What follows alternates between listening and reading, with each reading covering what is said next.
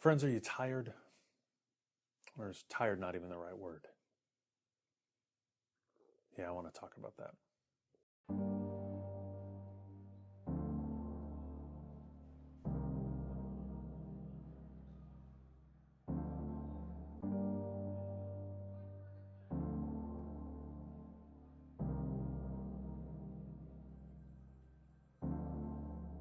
For the last 2 months, we've all been doing something extraordinary. We've been surviving a trauma. It's been a trauma that's been experienced in as many different ways as there are people, but one thing remains the same. This has taken a toll on us. For some of us, we are working way more than we thought we would need to because we've had to learn a new set of skills just to meet a basic level of competency. But others have not even had a chance to do that. For others, their working life has dried up. And that's not only prompted questions about self-worth, but it's produced a near constant anxiety about just being able to survive life. And then there are the people who are literally putting their lives at risk. I just took one of my sons to the dentist today for an emergency procedure, and the amount of precautions the office was taking was impressive and comforting. I had to stay in the car. The staff had on PPE from head to toe. But you know what kind of toll it takes to sustain that kind of vigilance. Just ask people who have served in combat situations. It's exhausting and it can do lasting damage after a while. All of us are dealing with this to one degree or another, and I'm not here to compare people's trauma, but I'm becoming acutely aware that there are people who have been taught the skills to cope with these high levels of stress, and there are people who haven't. What I'd like to do today is level the deck and make sure that we've all got the information we need to develop these skills and survive what might be a year or more of the way we're living right now. I want to talk to you about caring for yourself. When I think about self-care, I think about it in terms of the Great Commandment. Love the Lord your God with all your heart, mind, and strength. I'm not wanting to do a strict biblical analysis of the Greek here, but when the gospel says heart, mind, and strength, I hear what religious and wisdom teachers have been telling us for years, that there are 3 interconnected pieces to a person's being: a body, a mind, and a spirit. And it's helpful to remember that they are not only interconnected, but they build on one another. A well cared for body allows a mind to flourish, which in turn allows our spirits to become attuned to God's presence. Likewise, being touched by God's own Spirit, our spirit can set our minds to work, seeking to understand all of these things, not the least of which is our bodies. So let's start with our bodies. I have to tell you, I've never met a spiritually mature person who is not caring for their body. I'm not saying they're the ideal example of what advertisers tell us we should look like or feel like. That's about shame, and I'm not into that. What I'm saying is there are many ways that a person can know they are healthy, and every spiritual giant I have ever met was working on being healthy. Now, this may not be a problem for you. Maybe you run several times a week, you got your diet under control, fantastic. But what if you don't? Where do you start? If you've been sluggish for the last 2 months since this whole thing began and you're starting to feel like there's no point in even trying, I want to encourage you that getting started is easier than you think. If there was a way to take care of that joint pain you've been feeling, or to lower diabetes or reduce your depression, would you want to take that medicine? Would you want to take a prescription for the #1 treatment for fatigue and overall quality of life? Would you like that medicine? Well, Dr. Mike Evans of the University of Toronto has the answer to the single best thing you can do for your health, and that is simply to walk for half an hour a day. Really, that's it. Are there more things you can do? Sure. But if you're at a loss as to where to start, this is it. All of us can go for a walk. There's no fancy pieces of equipment required. The way Dr. Evans says it is this: when it comes to your health, are you willing to reduce your sitting and standing to just 23.5 hours a day? I've linked Dr. Evans' full video, appropriately titled 23.5 hours, in the description below. It's only 9 minutes. I encourage you to check it out. Okay, let's turn to loving God with our minds. One of my favorite biblical and theological concepts is metanoia. It's a Greek word we use to talk about a spiritual conversion usually, but it literally means to change one's mind. At first you thought this way, and now you think this way. It's an important and powerful idea, and the Bible has long understood that the way we think has an effect on how we see the world. Do you recognize this lady? You probably do. Her name's Maxine. She's featured in a comic strip called Krabby Road. In every panel, we find Maxine complaining about one thing or another. And what makes her funny to us is that we actually know people like her.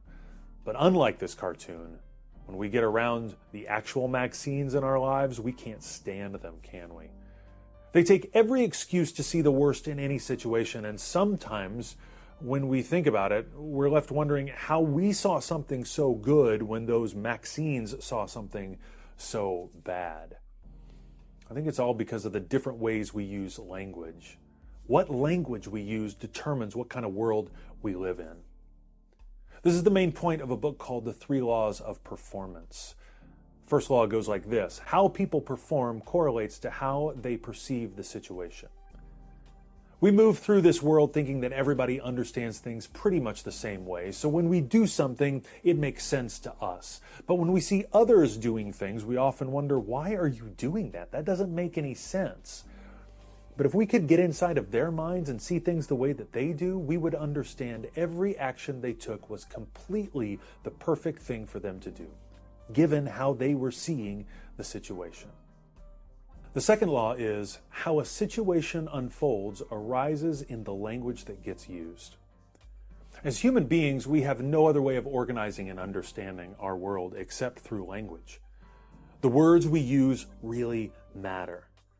Think about if somebody came to you and said, "We have got a huge problem here.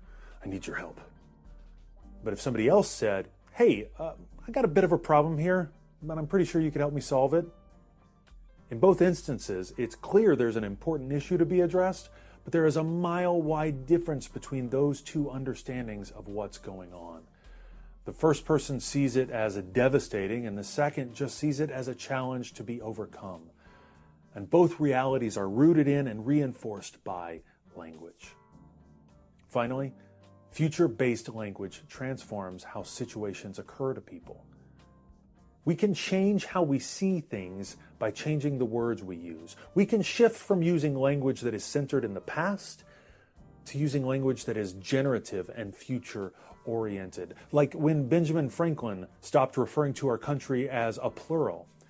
Instead of saying, the United States are going to do something, he moved us forward by saying, the United States is going to do something. By speaking of our nation as a singular thing, he helped us progress in our sense of who we are.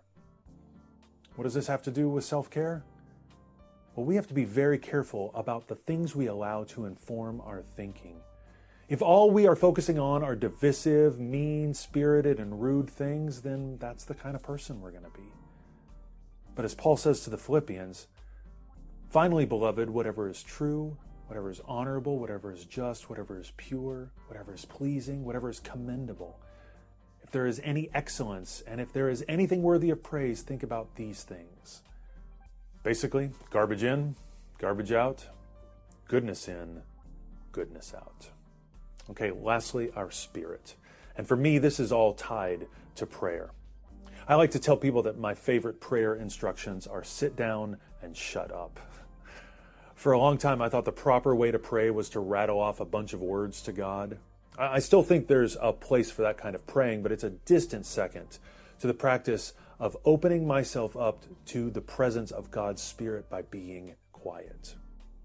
In my opinion, the best ways to do this are centering prayer and Christian meditation. I'm going to put some resources in the description below, but the essence is this: our breath becomes our prayer. There's a story I like that the ancient Israelites understood our breathing in and our breathing out as the first and primary way we would say the name of God. In Hebrew, God's name is represented by the letters Yod, He, Vav, He, and when we breathe, we hear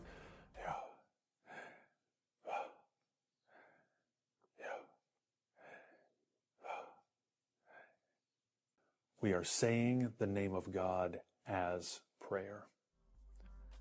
But what we are doing practically when we pray this way is learning to distinguish the temporal from the eternal. If something has a beginning and an end, then it is by definition not eternal, and only God is eternal. When we sit and pray, we watch our thoughts come and we watch our thoughts go. And when they leave, we can recognize that they are not God and they do not have power over us. And we can give thanks to the one who does have power over us. I encourage you to begin sitting down for just 5 minutes a day and focusing on your breath. Maybe you have a prayer phrase you say as you breathe in and out. I myself like to pray the Jesus prayer. Lord Jesus Christ, Son of God, have mercy on me, a sinner. And if you find your mind wandering, that's okay. Just come back to your breath. It may take you a few days, but you'll eventually become used to the experience, and it will serve you well in the long run. And that, friends, is a short introduction to self-care. Remember, we're in this together, and we're going to need each other. So be intentional and diligent, and take care of your body, and be aware of what you are allowing to inform your thoughts, and set aside time each day to allow the eternal to show you what is good and beautiful and true. And please advocate for one another so that all of us have the time and the space to do this personal work.